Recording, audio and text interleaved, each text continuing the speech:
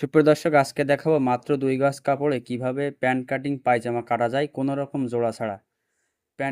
মাত্র ২ গজ কাপড়ে প্যান্ট কাটিং কাপড় কাটতে হলে সর্বপ্রথম আপনাকে এক পাত করে কাটতে হবে। এজন্য পাড় পাশ অবশ্যই সাইডে দিতে হবে, যাতে সাইডে সেলাইয়ের ভিতরে পাড়ের পাশটা চলে যায়।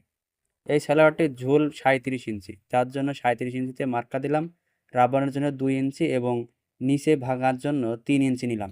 ২ গজ কাপড়ে জোড়বিহীন পায়জামা কাটতে হলে অবশ্যই আপনাকে এক পাত আগে বের করে নিতে হবে। এখন আমি মার্কা দিয়ে নিলাম। সালোয়ারের ঘের, পায়ের ঘের হবে ১২ ইঞ্চি এবং ঝুল ৩৭ ইঞ্চি। এই ধরনের সালোয়ার আপনারা ৩৮ থেকে ৪০, ৪২ সাইজ পর্যন্ত দেওয়া যাবে।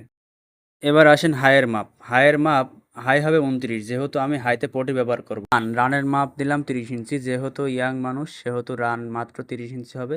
এবং এবার আমি মার্কা অনুযায়ী এটা দাগ কেটে নিলাম। আপনারা দেখতে পাচ্ছেন আমি শেপ কাট যেভাবে ধরেছি, আপনারাও ঠিক এভাবে ধরার চেষ্টা করবেন। অন্যথায় পায়ের নিচে ঢেলা হয়ে গেলে ইয়ংরা পরতে চায় না। শেপ কাট আপনারা হাইয়ের দিকে যদি বেশি হয় তাহলে শেপ কাট আপনারা উল্টো দিকেও ধরতে পারেন। এবার আমি মার্কা অনুযায়ী সালোয়ারটি কেটে নেব।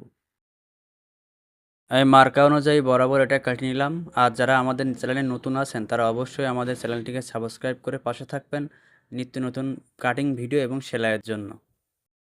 হয়ে গেল আমার এক পাত সালোয়ার কাটা। এবার এই পাশের চিকন পাশটা দেব মোহরের নিচে এবং চড়া পাশ দেবো রাবারের পাশে। আপনারা দেখতে পাচ্ছেন আমি আগেরবার নিয়েছিলাম পাড়ের পাশ, এবার নিচ্ছি ভিতরের পাশ। এই ভিতরের পাশের ওপরের যে পাশগুলো বেশি সে নিচের পাশে দেবো চিকনটা এবং ওপরে দেবো রাবারের জন্য। দিয়ে বরাবর কাপড়টি পেতে নেব।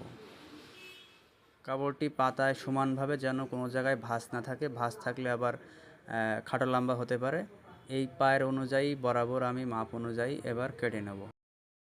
কাটা হয়ে গেল। এখন যেহেতু বলেছিলাম সালোয়ারটিতে হাই পটি হবে, তাই অবশ্যই হাইয়ের জন্য ওরেপ কাপড়, যে কাপড়টা টানলে বাড়ে, সেই কাপড় নিয়ে একটা হাই পটি হয়ে গেল আমাদের সালোয়ার কাটিং। এতক্ষণ সাথে থাকার জন্য আপনাদের আন্তরিক ধন্যবাদ।